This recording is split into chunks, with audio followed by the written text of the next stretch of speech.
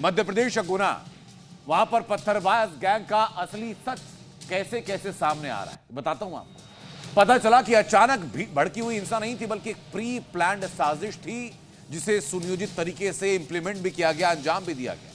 Social media platform पर ऐसे कई भड़काऊ पोस्ट डाले गए जिसके डायरेक्ट लिंक दंगे से जुड़ रहे हैं। कुछ पोस्ट तो रामनवमी पर भी डाले गए जिनकी शिकायत पुलिस से की गई, लेकिन कार्रवाई नहीं हुई। और कार्रवाई ना होने का नतीजा यह कि कट्टरपंथी बेखौफ हुए और हनुमान जन्मोत्सव की शोभा यात्रा पर पत्थरबाजी की। दंगे के बाद भी कुछ मुसलमान सरेआम धमकी देते नजर आए।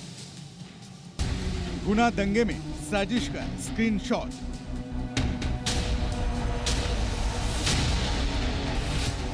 मस्जिद के भीतर से पत्थरबाजी स्क्रिप्टेड थी। रामनवमी पर भड़काऊ पोस्ट, हनुमान जयंती पर पत्थरबाजी। पत्थरबाजी ना करते तो गाली सुनते रहते, बुज़दिल समझ रखा है। गुना में हनुमान जन्मोत्सव के जुलूस पर हुए अटैक ने गहरी साजिश की परतें खोल दी हैं। ये कोई अचानक भड़की हिंसा नहीं, बल्कि पहले से लिखी गई स्क्रिप्ट का हिस्सा थी, जिसके तार मास्टरमाइंड और उसके बेटे से डायरेक्ट जुड़ रहे हैं। शोभा यात्रा के दौरान जो दंगे भड़के, उसकी साजिश प्लांटेड थी और स्क्रिप्टेड भी। हनुमान जन्मोत्सव के दिन जो दंगे की साजिश रची गई, इसके पीछे के चेहरे हैं विक्की खान और उसका बेटा अमीन। दरअसल रामनवमी के दिन जब धार्मिक जुलूस मदीना मस्जिद के सामने से गुजरा था, इस साजिश की कहानी तभी से शुरू हो गई थी। मास्टरमाइंड विक्की खान के बेटे अमीन ने उस दिन इंस्टाग्राम पर एक भड़काऊ पोस्ट डाली थी। उसने लिखा था कि झूला झूलो पर बाप को मत भूलो, समझे बेटा। ये पोस्ट न केवल हिंदुओं पर तंज थी, बल्कि एक खुली चुनौती थी जो जुलूस को निशाना बनाने की मंशा को साफ दिखा रही थी। इस पोस्ट के बाद हिंदू पक्ष ने अमीन और विक्की खान के खिलाफ पुलिस में लिखित शिकायत दर्ज कराई थी, लेकिन कोई कार्रवाई नहीं हुई, जिसकी वजह से साजिशकर्ताओं के हौसले और बुलंद हो गए। और फिर हनुमान जयंती के दिन जो हुआ, उसकी तस्वीरें आपके सामने हैं। जांच के दौरान पुलिस को हाथ लगे वो स्क्रीनशॉट्स जो इस हमले की प्लानिंग की गवाही दे रहे हैं।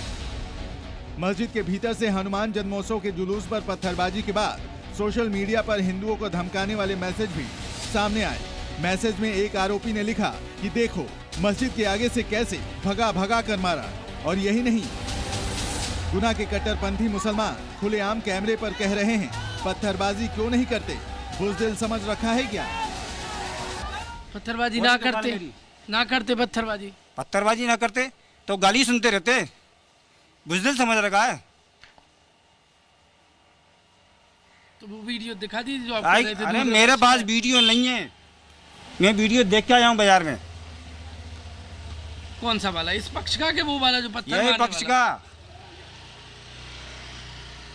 गालियाँ बकते हुए किसी को दिखाई नहीं दिया। जब मुसलमानों ने वो ऊपर से दिख नारा लगाया यहाँ पर, तो डीजे चालू कर दिया गया ताकि मुसलमान को कोई आवाज ना सुने। मुसलमानों ने ऑन कैमरा जो बयान दिए वो चौंकाने वाले हैं। धमकी भरे अंदाज में कहा गया कि नमाज के समय जुलूस क्यों निकाला। मस्जिद के कैमरे चालू, सबको सब कुछ पता है। मस्जिद के कैमरे से कोई ताल्लुक ही नहीं है। कैमरे सरकारी वो लगे हुए हैं, पूरे यहाँ से मत तक सरकारी कैमरे लगे हुए हैं। क्या चेक करना चाहोगे आप? देखना चाहते हैं क्योंकि अभी तक एक वीडियो है। बिल्कुल सुकून से यहाँ से जुलूस निकल रहा था, सुकून से, कुछ भी नहीं था यहाँ। यहाँ नमाज पढ़ने वालों को निकाल दिया गया था। नमाज के बाद जुलूस निकला। इतने लड़के तो यहाँ मौजूद रहते हैं हमेशा। कितने? 10, 15, 20 लड़के तो यहाँ रहते हैं, ये होटलें हैं यहाँ पर। हनुमान जन्मोत्सव के दिन भड़के दंगों ने गुना को दहला दिया। मस्जिद के पास से गुजर रहे जुलूस पर अचानक पत्थरों की बौछार शुरू हो गई थी और देखते ही देखते हिंसा उग्र हो गई। सोशल मीडिया पर भड़काऊ पोस्ट, धमकियां और सुनियोजित हमले इस बात का सबूत है कि कुछ असामाजिक तत्व सांप्रदायिक सौहार्द को बिगाड़ने की कोशिश में हैं। पुलिस की कार्रवाई और जांच से उम्मीद है कि इस साजिश के सभी दोषी बेनकाब होंगे। गुना से प्रमोद शर्मा के साथ ब्यूरो रिपोर्ट, जी मीडिया।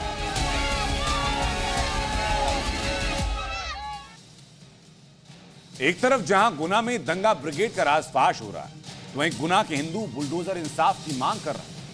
हिंदू संगठन एक सुर में दंगाइयों का बुलडोजर से इलाज करने की मांग करने गुना में बड़ी संख्या में हिंदू संगठनों के कार्यकर्ता सड़कों पर उतरे और देखते ही देखते प्रदर्शन इतना तीखा हुआ कि पुलिस को लाठी चार्ज तक करना पड़ा।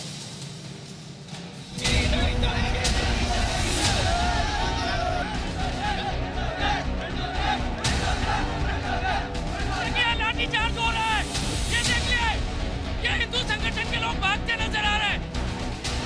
हनुमान जयंती की शोभा यात्रा के दौरान गुना हिंसा की आग में झुलस उठा। जुलूस पर यह अटैक सुनियोजित साजिश का हिस्सा था, जिसकी जड़ें मस्जिद से जुड़ी। इस साजिश ने हिंदू संगठनों को आक्रोशित किया। अब वो सड़कों पर उतरकर दंगाइयों के खिलाफ बुलडोजर एक्शन की मांग कर रहे हैं। गुना में जो हुआ उसके पीछे की साजिश अब सामने आ रही है। मस्जिद के अंदर से हिंदुओं पर अटैक, जमकर पत्थर बरसाए गए, हिंदुओं को लहूलुहान किया गया। जिन लोगों ने पत्थरबाजी की, दंगे भड़काए, अब उनका बुलडोजर से इलाज करने की डिमांड। हिंदुओं को निशाना बनाए जाने के विरोध में गुना में बड़ी संख्या में हिंदू संगठनों के कार्यकर्ता सड़कों पर आए। जब हिंदू संगठन प्रशासन को ज्ञापन सौंपने पहुंचा तो पूरा कैंपस बुलडोजर के नारों से गूंज उठा। ये बड़ी तादाद में आप हिंदू देखेंगे। चलना चाहिए, हमारी भारत सरकार का समय नहीं है।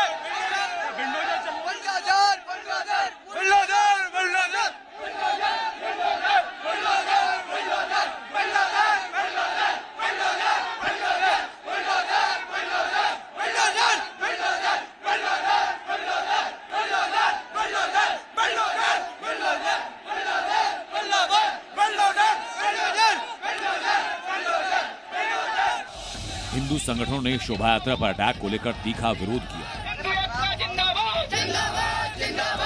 मांग ये कि जिसने पत्थरबाजी की उन सब का योगी स्टाइल में बुलडोजर इलाज हो। क्या कहा है प्रशासन ने? प्रशासन ने कहा बिल्कुल सख्त कार्रवाई होगी और इस पर उन्होंने जो ये पत्थरबाज कौन है? पत्थरबाज ये असामाजिक तत्व मुस्लिम समाज योगी बाबा जैसी कार्रवाई होनी चाहिए। योगी बाबा पीएफआई के आतंकी है। हो सकता है, जांच की जाए। पहले से इकट्ठे थे वो लोग, तलवारें रख रखी थी। पत्थरबाजों की जांच होना चाहिए। बिल्कुल जांच होना चाहिए। प्रदर्शन के दौरान भीड़ का आक्रोश इतना बढ़ा कि पुलिस को लाठीचार्ज करना पड़ा। ये तस्वीर देखिए, लाठीचार्ज हो रहा है। ये देख लिए, ये हिंदू संगठन के लोग भागते नजर आ रहे हैं। ये तितर बितर कर दिया। ये देख लीजिए, लाठीचार्ज हो रहा है। हिंदुओं को भगा दिया गया। हिंदू संगठन के लोग वो भागते नजर आ रहे हैं। ये देख लीजिए, सड़कों पर खाकी नजर आ रही है, हाथों में डंडे थाम लिए। वहां पर देखिए, ये दौड़ा कर हिंदुओं को किस तरीके से भगाया जा रहा है। ये इनका कसूर ये था कि इन्होंने जुलूस निकाला था। कैसे भाग रहे सड़कों पर।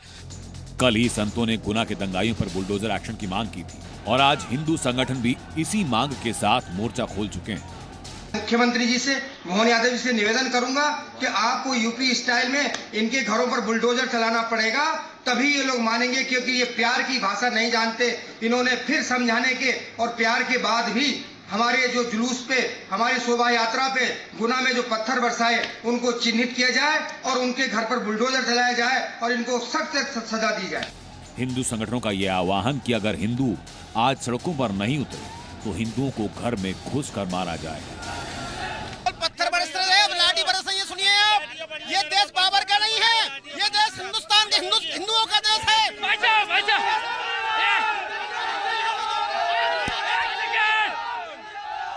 ये बताइए, कुछ लोग कह रहे हैं पत्थरबाज हैं, वो आतंकी संगठनों से मिले हैं। ये जामजात पत्थरबाज हैं। इन पत्थर की हमको जो प्रतिकार करना होगा। अगर हम आज सड़कों पर नहीं उतरे, हिंदुओं आह्वान करता हूँ आपके लिए, आज अगर सड़कों पर नहीं उतरे तो कल आपके घर में घुस कर लाठी। गुना में दंगाइयों के खिलाफ योगी मॉडल अपनाने की मांग, क्योंकि योगी ने यूपी में जैसे दंगाइयों को इलाज किया वो ऐतिहासिक। और इसी बीच सीएम आदित्यनाथ योगी ने फिर दोहराया कि उत्तर प्रदेश में अब अराजकता नहीं दिखती, क्योंकि यहाँ कानून का राज है। उत्तर प्रदेश के अंदर कहीं जाते होंगे, कहीं गंदगी नहीं दिखती होगी, अव्यवस्था नहीं दिखती होगी, अराजकता नहीं दिखती होगी, दंगा नहीं दिखता होगा, अनावश्यक शोरगुल नहीं दिखता होगा।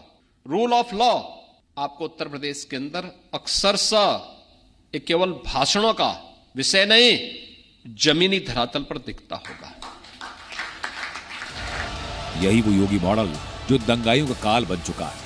अब इंतजार उस पल का जब मध्य प्रदेश गुना में दंगाइयों पर बुलडोजर एक्शन होगा, क्योंकि पुलिस वाले अब हिंसा में शामिल लोगों के अवैध निर्माण को खोजना शुरू कर चुके हैं। गुना से प्रमोद शर्मा के साथ ब्यूरो रिपोर्ट, जी मीडिया।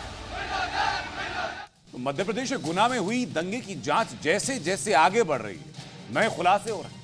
पत्थरबाजों को लेकर कई एंगल से जांच की जा रही है। दंगों में पीएफआई और सिमी के स्लीपर सेल्स के हाथ होने के आरोप भी हैं। तो वहीं ड्रोन चेकिंग के दौरान मस्जिद के सामने छतों से पत्थर भी मिले। अब दिखाता हूं आपको गुना से हमारे सहयोगी प्रमोद शर्मा की ये ग्राउंड रिपोर्ट। ड्रोन से खुला गुना हिंसा का राज। जी न्यूज पर पत्थर गैंग बेनकाब। गुना में हनुमान जन्मोत्सव पर हुई हिंसा का एक एक सच सामने आ रहा है। कैसे पत्थर बरसे और कहां से आए पत्थर, जी न्यूज लगातार खुलासा कर रहा है। एक एक दंगाई को बेनकाब कर रहा है। हनुमान जयंती के दिन जुलूस पर हुए पथराव के बाद से तनाव का माहौल बना हुआ है। इलाके में शांति कायम रखने के लिए पुलिस ने फ्लैग मार्च किया। साथ ही इलाके में ड्रोन से निगरानी की जा रही है। ये ड्रोन की एलईडी स्क्रीन है और इस पूरे कर्नलगंज एरिया में इस ड्रोन के जरिए चेक किया जा रहा है कि यहीं पर पत्थरबाजी हुई थी जो हनुमान जन्मोत्सव के जुलूस के ऊपर। कोई पत्थर तो नहीं है, कुछ है तो नहीं है, ये कुछ रखे हुए हैं। ये एमपी पुलिस का जो ड्रोन है वो घरों के ऊपर अब मंडराने लगा है। ये चेकिंग अभियान है, ये जगह जगह चप्पे चप्पे पर चेक किया जा रहा है। इस दौरान मस्जिद के सामने मौजूद घर की छत से पुलिस को ढेर सारे जमा किए गए पत्थर दिखे। पुलिस ने घर की छत पर रखे पत्थर को जब्त कर लिया है। ड्रोन के जरिए छतों की सर्चिंग की। ये तस्वीर देखिए, लाठीचार्ज हो रहा है। ये देख लिए, ये हिंदू संगठन के लोग भागते नजर आ रहे हैं। ये तितर बितर कर दिया। ये देख लीजिए, लाठीचार्ज हो रहा है। हिंदुओं को भगा दिया गया। हिंदू संगठन के लोग वो भागते नजर आ रहे हैं। ये देख लीजिए, सड़कों पर खाकी नजर आ रही है। हाथों में डंडे थाम लिए। वहां पर देखिए, ये दौड़ा दौड़ा कर हिंदुओं को किस तरीके से भगाया जा रहा है। ये इनका कसूर ये था कि इन्होंने जुलूस निकाला था। कैसे भाग रहे सड़कों पर। पुलिस हर एंगल से इस मामले की जांच कर रही है। चप्पे चप्पे पर पुलिस फोर्स तैनात की गई है। आसपास के 3 जिलों से फोर्स मंगाई गई है।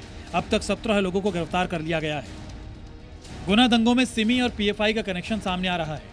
जी न्यूज से बातचीत में एसपी संजीव सिन्हा ने कहा कि पत्थरबाजों को लेकर जांच कई एंगल पर की जा रही है। पीएफआई और सिमी स्लीपर सेल होने के जो आरोप लगाए गए हैं उसकी जांच चल रही है। नॉर्मल है, जन सामान्य जो शहर की जो रूटीन वर्क, जो भी शहर की व्यवस्थाएं रहती हैं वो माकूल व्यवस्थाएं हैं और ठीक ठाक चल रहा है। छत पर पत्थर, पीएफआई कनेक्शन और दंगा करने के बाद सोशल मीडिया पर पोस्ट का इशारा है कि गुना में कुछ बड़ा होने वाला था। ब्यूरो रिपोर्ट, जी मीडिया। जो कुछ मध्य प्रदेश के गुना में हुआ, ठीक वही पैटर्न झारखंड के हजारीबाग में भी देखने को मिला। ठीक वैसे ही जैसे गुना में मस्जिद से पत्थरबाजी हुई, एकदम ठीक वैसा मॉडल हजारीबाग में अपनाया गया। वहां भी हिंदुओं के जुलूस पर अटैक किया गया और पत्थरबाजी का हॉटस्पॉट मस्जिद ही रही। आपको दिखाता हूं कि ये पूरी जो टूल किट काम कर रही है वो कैसे काम कर रही है और हजारीबाग में हुआ। लगा दिया।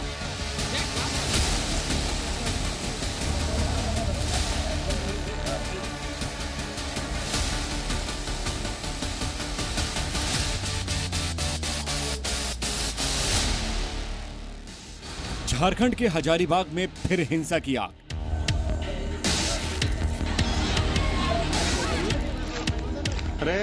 मस्जिद से हिंदुओं के जुलूस पर बरसे पत्थर।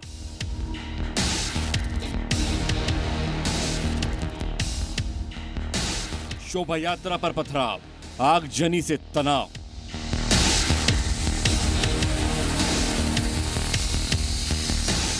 तीन महीने, 3 हिंसा और तीनों साजिशों का एक जैसा पैटर्न। ये तीनों तस्वीरें हजारीबाग की हैं। 25 फरवरी को मंगला यात्रा पर अटैक, 26 मार्च को डीजे बजाने को लेकर हिंसा भड़की और 13 अप्रैल को फिर हिंदू जुलूस पर हमला हुआ। हजारीबाग में हिंदू धार्मिक जुलूसों पर हमले की 3 बड़ी साजिशें जो एक खतरनाक पैटर्न की ओर इशारा कर रही हैं। हर बार मस्जिद के आसपास से शुरू हुई हिंसा ने सवाल खड़े कर दिए हैं कि आखिर इस तरह से सुनियोजित हमले क्यों हो रहे हैं। एक बार फिर शोभा यात्रा के दौरान हुए पथराव और आगजनी ने हजारीबाग को दहशत के साए में ला दिया है। दरअसल झुरझुरी गांव में यज्ञ की शोभा यात्रा मस्जिद के पास से गुजर रही थी। हैरानी की बात यह है कि मस्जिद और जुलूस के रास्ते के बीच लगभग 200 फीट की दूरी थी। इसके बावजूद मस्जिद की ओर से अचानक पत्थरबाजी शुरू हो गई। हिंदुओं पर जमकर पत्थर बरसाए गए।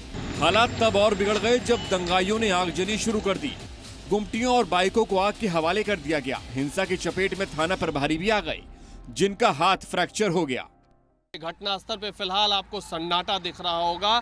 देर शाम जो माहौल यहाँ तनाव वाली व्याप्त थी, फिलहाल वो नहीं। आसपास पुलिस मौजूद है और सामने ये मस्जिद, निर्माणाधीन मस्जिद है और इसी मस्जिद के आसपास की घटना है ये। आप देखिए यहाँ मस्जिद के सामने सड़कों पे जो पत्थर बिखरे हुए हैं, जो पथराव वाली बात सामने आ रही है, जो पथराव हुए हैं उसकी तस्वीर यहाँ पे है। और जो शोभा यात्रा निकाली जा रही थी, शोभा यात्रा में शामिल लोगों का कहना है कि वो मस्जिद के पास पहुंचे और उसके बाद मस्जिद से पथराव होने लगी। लोग सवाल उठा रहे हैं कि जब शोभा यात्रा शांतिपूर्ण तरीके से निकाली जा रही थी और मस्जिद से काफी दूर से जुलूस निकल रहा था, तो उसे निशाना क्यों बनाया गया? क्यों हिंदुओं पर पत्थरबाजी की गई? हम लोग तो नहीं, हमको बच्चा के 2 ठोक बच्चे के लगा हुआ। पकड़ लिया था क्या? हाँ, 2 बच्चे के पकड़ लिया था, एक गोटे के पैर में चोट लगा है। सबसे पहले उन लोग क्या था, हम लोग तो डांस करते हुए आ रहे थे, जुलूस में आ रहे थे, अचानक से उन लोग हमला कर दिया। हम लोग कहाँ से मार पाते? हम लोग डांस कर रहे थे, जेब में पत्थर लेके थोड़े जाएंगे। उन लोग मस्जिद के ऊपर पत्थर इकट्ठा करके रखा था, बहुत सारा पत्थर इकट्ठा करके रखा। हजारीबाग से बीजेपी सांसद मनीष जायसवाल ने भी हेमंत सोरेन सरकार पर निशाना साधा और कहा कि ये प्रशासनिक लापरवाही है। घटना हमेशा अगर होती है तो जरूर कहीं न कहीं प्रशासन से चूक हो रहा है, तभी हो रहा है, या प्रशासन के प्रति लोगों का डर कम हो गया तभी हो रहा है। सवाल ये है कि आखिर क्यों हर बार धार्मिक जुलूस मस्जिद के पास पहुंचते हैं और हिंसा भड़क रही है? आखिर क्यों मुसलमानों को हिंदुओं के खिलाफ भड़काया जा रहा है? कट्टरपंथियों को हिंदुओं से इतनी नफरत क्यों है? और कब तक नफरत के नाम पर हिंदुओं की आस्था पर हमले होते रहेंगे? हजारीबाग से कुमार चंदन के साथ जी मीडिया। दरअसल हिंदुओं पर यह हमले उस नफरत का नतीजा है जो मुसलमानों के दिमाग में कुछ नेताओं ने अपने बयानों से भर दी। वक्फ कानून के विरोध के नाम पर विपक्षी नेताओं में होड़ मची और इसी क्रम में कांग्रेस सांसद इमरान मसूद का एक बयान चर्चा में आया। इमरान मसूद ने पहले कहा था कि सरकार बदलते ही 1 घंटे में कानून बदल देंगे, फिर इलाज कर देंगे। इस तरह के बयान देने वाले इमरान मसूद ऐसे अकेले नहीं, इसके पहले भी कुछ भड़काऊ नेता ऐसे 15 मिनट वाले बयान दे चुके हैं। अब इन बयानों का असर लोगों पर क्या होता है, इस रिपोर्ट में देखिए। नए वक्फ कानून के खिलाफ नफरत की आग देखिए। कहीं तोड़फोड़ हुई, कहीं आग लगाई गई, तो कहीं जुबान से आग उगली जा रही है। बोलने वाले सिर्फ प्रदर्शनकारी नहीं हैं, नेता और सांसदों के बीच भी जहर उगलने की होड़ मची हुई है। ये लोकतंत्र है, ये राजशाही नहीं है। आप लोग अजर और अमर नहीं हो गए आप लोग ये होगे। जिस दिन हम सत्ता में आएंगे 1 घंटे के अंदर इसको उखाड़ के फेंक देंगे। और जहां जहां हमारी सरकारें हैं या गैर बीजेपी सरकारें हैं, ये उन स्टेट के अंदर लागू नहीं होगा, चाहे जो कर लीजिए आपसे जो करना। लेकिन इमरान मसूद को जैसे इस बात का एहसास हुआ कि बोलते बोलते बहक गए, फौरन सफाई देने मीडिया के सामने आ गए। हंगामा इस बात का, ये लड़ाई मुसलमान की नहीं है, ये लड़ाई देश के संविधान की है। संविधान को रौंदने का काम ये लोग कर रहे हैं। संविधान की धाराओं के ऊपर ओवरलैपिंग कर करके संविधान का अपमान ये लोग कर रहे हैं, हम नहीं कर रहे हैं। हम तो बात कर रहे हैं कि हम इसका इलाज कर देंगे, हम तो इसे ठीक कर देंगे। ये घुन की तरह जो बीमारी आपने लगाई है, हम इस बीमारी का इलाज करना जानते हैं। मतलब ये कि पहले बयान दो, देखो कि असर कितना हो रहा है, और जैसे ही लगा कि थोड़ा ज्यादा हो गया तो बयान को जुमला बता दो। देश के कानून को ठेंगा दिखाने वाले इमरान मसूद पहले बयानबाज नहीं हैं। इससे पहले ओवैसी बंधुओं का इसी तरह का अवतार देखने को मिला है। AIMIM के अध्यक्ष असदुद्दीन ओवैसी के भाई अकबरुद्दीन ओवैसी का एक वीडियो ऐसा वायरल हुआ कि ये कोर्ट की दहलीज तक पहुंच गया। तुम तो हमारे से इतने ज्यादा है, 15 मिनट के लिए पुलिस को हटा लो, बता लेंगे किसमें हिम्मत है, कौन ताकतवर है। 15 मिनट हटा लो।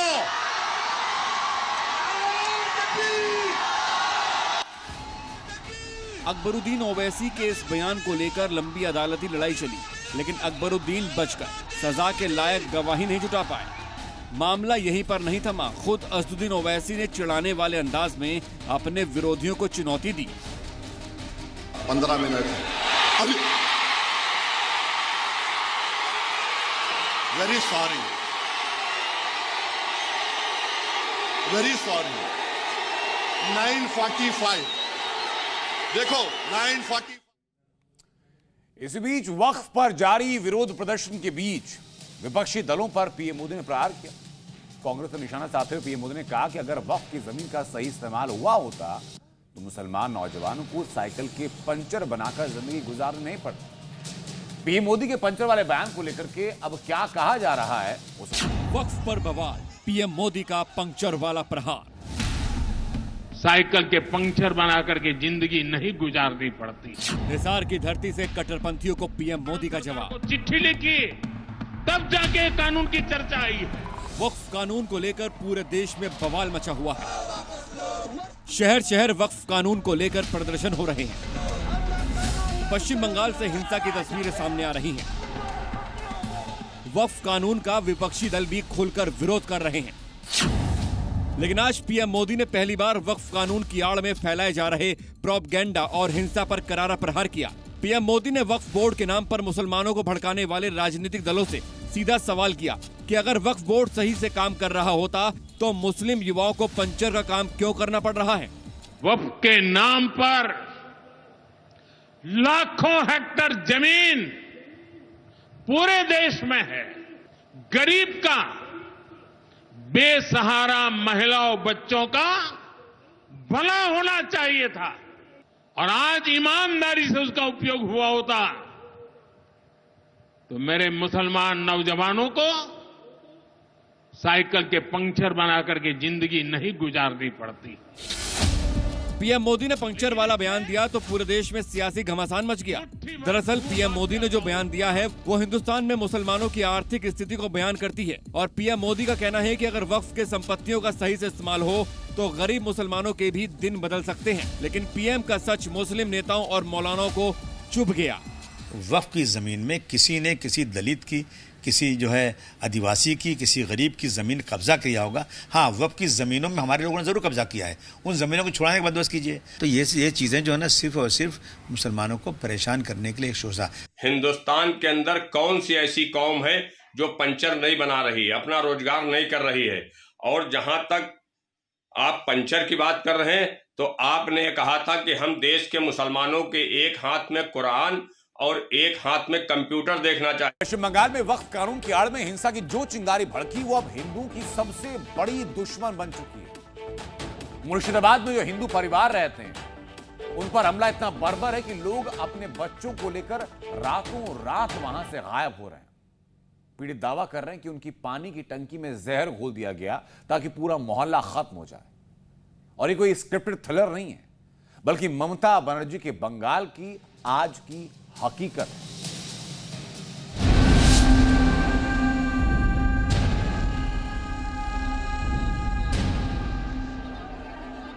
हम लोगों को तरह दिया मार रहा है, पानी में जुहार डाला है, सब कुछ घर बाड़ी लूट करके जला दिया।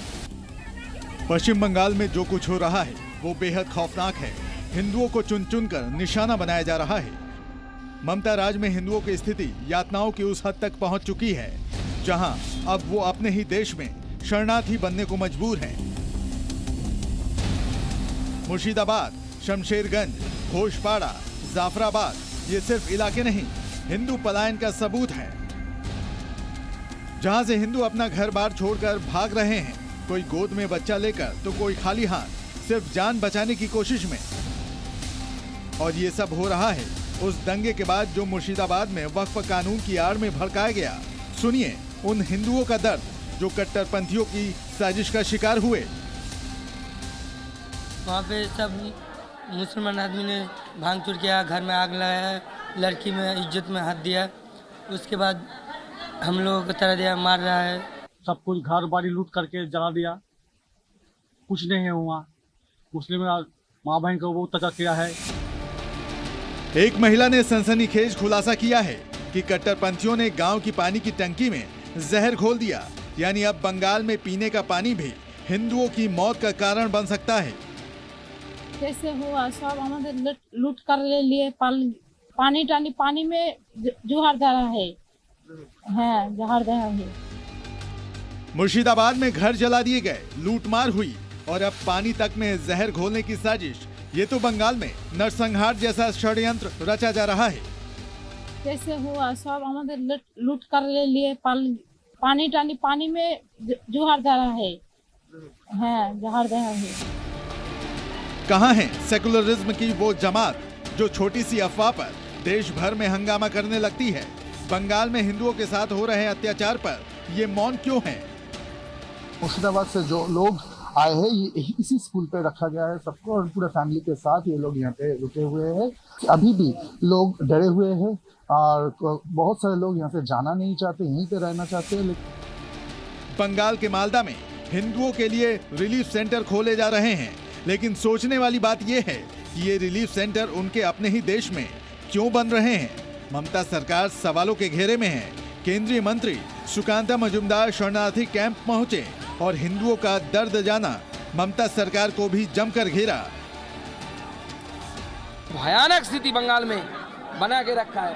पूरे बंगाल के लोगों को मैं अनुरोध करूंगा कि आप एक बार देखिए कि क्या स्थिति बना के इन लोगों ने रख दी है। ममता बनर्जी ने लंदन बनाएंगे बोला था, कोलकाता को। लंदन तो छोड़िए, ये तो अलकायदा का जगह बना दिया, बांग्लादेश बना दिया। बंगाल का प्रशासन चुप है, पुलिस बेबस है और मुख्यमंत्री ममता बनर्जी तुष्टीकरण में लगी हुई हैं। सवाल ये है कि जब पूरा हिंदू समुदाय उजड़ रहा है, घर खाली हो रहे हैं, महिलाओं बच्चों को लेकर भाग रही हैं, तो कोई ठोस एक्शन क्यों नहीं हो रहा है? अर्कोदीप्त मुखर्जी और पियाली मित्रा के साथ ब्यूरो रिपोर्ट, जी मीडिया। बंगाल जल रहा है, हिंदू लगातार पलायन कर रहे हैं, तो बीजेपी ममता सरकार पर सवाल उठा रही है और आरोप यह लगा रही है कि ममता बनर्जी बंगाल में जिन्ना के सपने को पूरा करने में जुटी। जिन्ना नहीं कर पाया वो वक्फ कानून के विरोध के बहाने ममता करवा रही।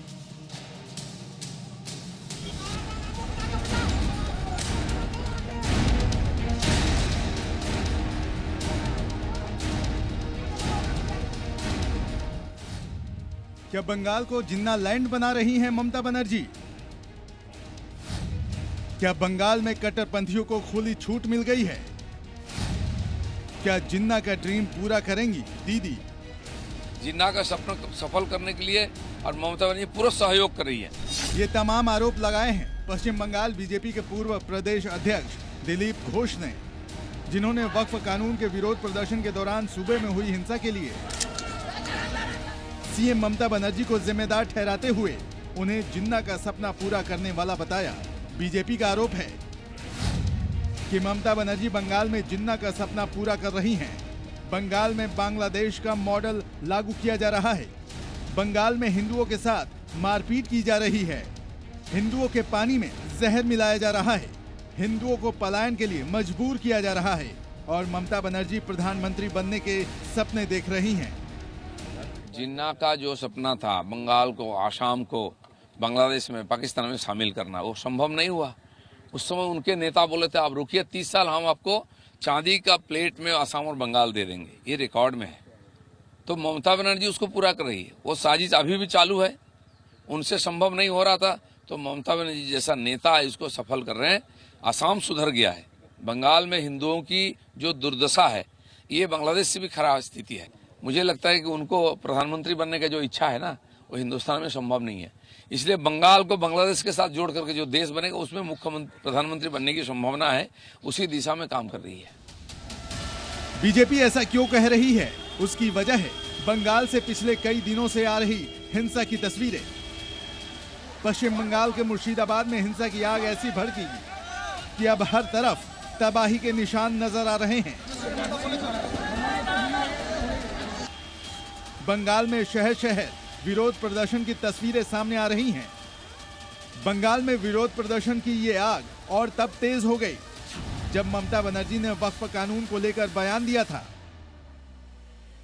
आप लोगों को दिल में दुख हुआ है वक्फ प्रॉपर्टी के लेके, आप भरोसा रखिए बंगाल में ऐसा कुछ नहीं होगा जिसमें कोई डिवाइड एंड रूल होगा। आप लोगों ने ये मैसेज दीजिए कि सबको एक साथ में रह के बचना है। ममता बनर्जी के इस बयान को समझना मुश्किल नहीं है। दीदी ने साफ साफ कहा था कि बंगाल में वक्फ कानून लागू नहीं होने देंगे। ममता बनर्जी ने जैसे ही वक्फ कानून को लागू करने को लेकर अपना स्टैंड क्लियर किया, उसके बाद वक्फ को लेकर बंगाल में जो विरोध प्रदर्शन हुए, उसी विरोध प्रदर्शन के दौरान मुर्शिदाबाद में हिंसा की आग भड़की और इस दौरान 3 हिंदुओं की हत्या कर दी गई। तो क्या माना जाए, वक्फ पर ममता बनर्जी के स्टैंड के बाद मुर्शिदाबाद में हिंसा भड़की। ममता बनर्जी के इसी बयान के बाद कट्टरपंथियों का मनोबल बढ़ा और क्या बंगाल जलता रहा और दीदी बस देखती रही। और अब तो बंगाल में ममता बनर्जी के पार्टी के नेता दीदी से भी एक कदम आगे बढ़कर आंखें फोड़ने की धमकी तक दे रहे हैं। একটা মুর্শিদাবাদে আজকে একটা ছোট্ট সমস্যা সেখানে হয়েছে। সকলের কাছে কলেজের অনুরোধ করব, দয়া করে আইন কেউ হাতে তুলে নেবেন না। প্রিয় মুখ্যমন্ত্রী মমতা বন্দ্যোপাধ্যায় আছেন, আপনার বাবা দাদাদের অবস্থান রক্ষা করার দায়িত্ব যেমন আপনাদের তেমন আমাদের সকলের। ওয়াকফ সম্পত্তি কারোর বাপের সম্পত্তি নয়, ওয়াকফ সম্পত্তি একটা সম্প্রদায়ের সম্পত্তি। সেই সম্প্রদায়ের সম্পত্তির দিকে যদি কেউ চোখ তুলে তাকায়, তার চোখ যেমন উপড়ে নেবেন, হাত তেমন ভেঙে দেবেন, একথা নিশ্চিতভাবে আপনাদেরকে দায়িত্ব দিয়ে বলতে পারি। टीएमसी नेता की इस धमकी का क्या असर होता है, ये तो आने वाला वक्त ही बताएगा। मगर फिलहाल पिछले 3 दिनों से जारी हिंसा के बाद मुर्शिदाबाद में सुरक्षा बलों की तैनाती से हालात अब सामान्य हैं। लेकिन जिस तरह से बंगाल में वक्फ को लेकर विरोध प्रदर्शन की आग भड़काई जा रही है, उससे लगता नहीं है कि वक्फ बिल को लेकर बंगाल में बवाल अभी थमने वाला है। ब्यूरो रिपोर्ट, जी मीडिया। यानी ये तो साफ है कि बंगाल में वक्फ कानून के विरोध के बहाने एक बड़े हंगामे की साजिश रची जा रही है। मुर्शिदाबाद में हिंदुओं को टारगेट करने के लिए बांग्लादेशी मॉड्यूल अपनाया गया और अब बांग्लादेशी कट्टरपंथी खुलेआम बॉर्डर तोड़ने और बंगाल में घुसने की धमकी दे रहे हैं। हिंदुओं को मिटा देने की धमकियां दी जा रही है। रिपोर्ट जरा देखिए।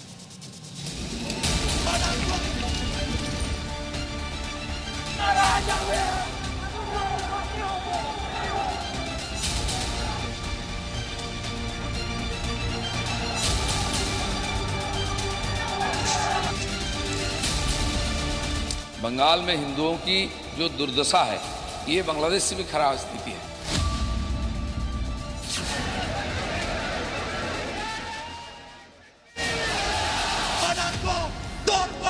इंडिया की हिंदू को कत्ल करने की तैयार हो जाऊंगा।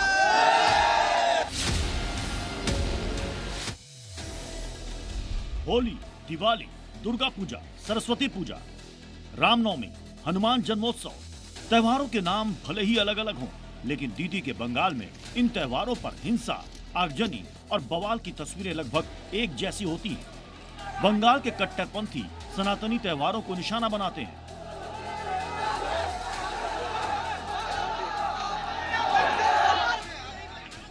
लेकिन इस बार वक्फ के विरोध के बहाने मुर्शिदाबाद में भारी हिंसा हुई और बंगाल में बांग्लादेश के पैटर्न पर हिंसा की गई।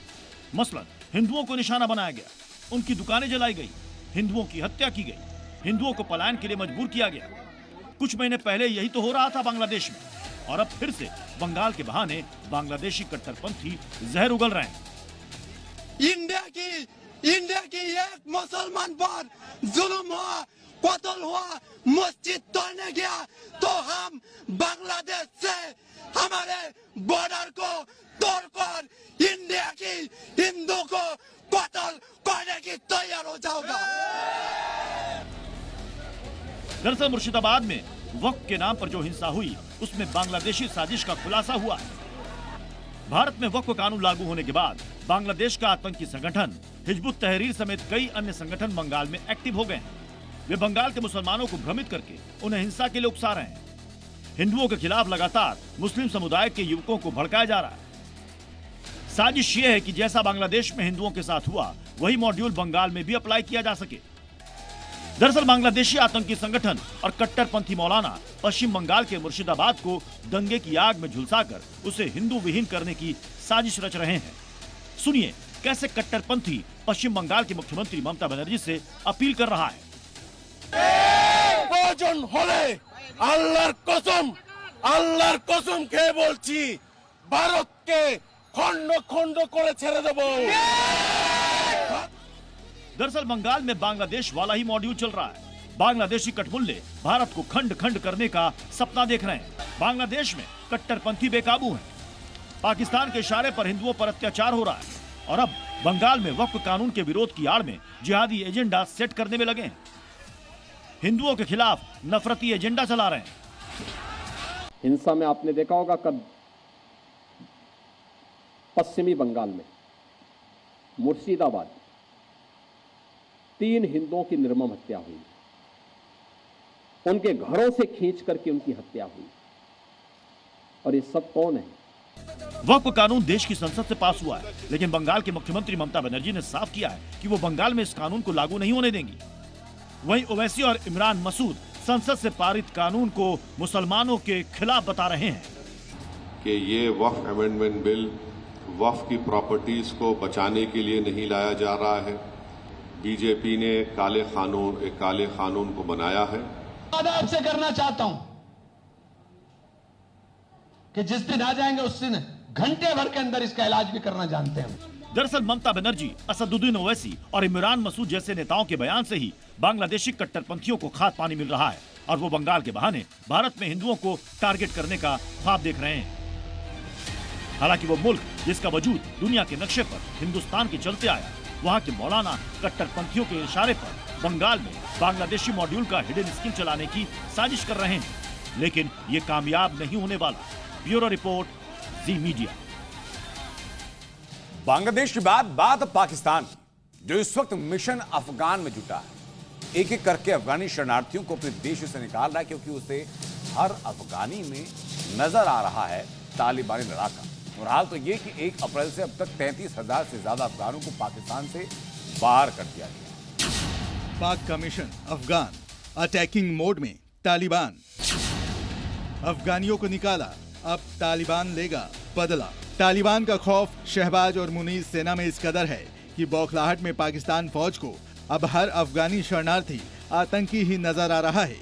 पाकिस्तान से अफगानियों को मुनीर की सेना चुन चुन कर निकाल रही है, अफगानियों पर जुल्म ढा रही है और मार पीट कर पाकिस्तानी बॉर्डर से बाहर कर रही है। दरअसल तहरीके तालिबान पाकिस्तान के बारूदी अटैक से परेशान शहबाज सरकार ने अब अफगानियों से बदला लेने की ठान ली है और पाकिस्तान से अफगानी शरणार्थियों को निकालने के लिए अभियान चला रही है।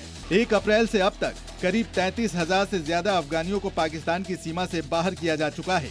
पाकिस्तान को डर है कि जो 5,000 तालिबानी लड़ाके पाकिस्तान में घुसे हैं वो इन्हीं शरणार्थियों के बीच छिपे हैं। लिहाजा तोरखम बॉर्डर के रास्ते अफगानी नागरिकों को उनके घर भेजा जा रहा है और करीब 8 लाख अफगानों के परमिट रद्द कर अफगानिस्तान भेजने की प्लानिंग है। लेकिन सवाल है कि आखिर पाकिस्तान ने ये अभियान तेज क्यों कर दिया है? तो इसकी वजह है अफगानिस्तान सरकार का दबाव बनाना, ताकि अफगानिस्तान टीटीपी पर लगाम कस सके। दरअसल तालिबान ने पाकिस्तान में अपने हमले तेज कर दिए हैं। एक रिपोर्ट के मुताबिक टीटीपी ने साल 2024 में पाकिस्तान पर 600 से ज्यादा हमले किए।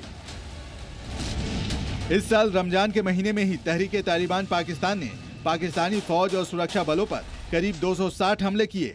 इस दौरान पाकिस्तानी सेना की छावनी और पुलिस थानों को निशाना बनाया गया। इन हमलों में 175 पाकिस्तानी सैनिक मारे गए और करीब 112 घायल हुए। टीटीपी का दावा है कि इस दौरान बड़े पैमाने पर पाकिस्तानी सेना से हथियार भी लूटे गए। इन हथियारों में AK सीरीज की राइफल से लेकर गोला बारूद शामिल है। टीटीपी का दावा तो 9 पाकिस्तानी सैनिकों को बंदी बनाने का भी है। पाकिस्तान और तालिबान के रिश्ते अपने सबसे बुरे दौर में है। दरअसल पाकिस्तान एक अभियान के तहत अपने देश से अफगानिस्तानी लोगों को घरों से घसीट कर निकाल रहा है। सितंबर 2023 से अब तक 8.6 लाख से अधिक अफगान नागरिक पाकिस्तान छोड़कर अपने देश लौट चुके हैं।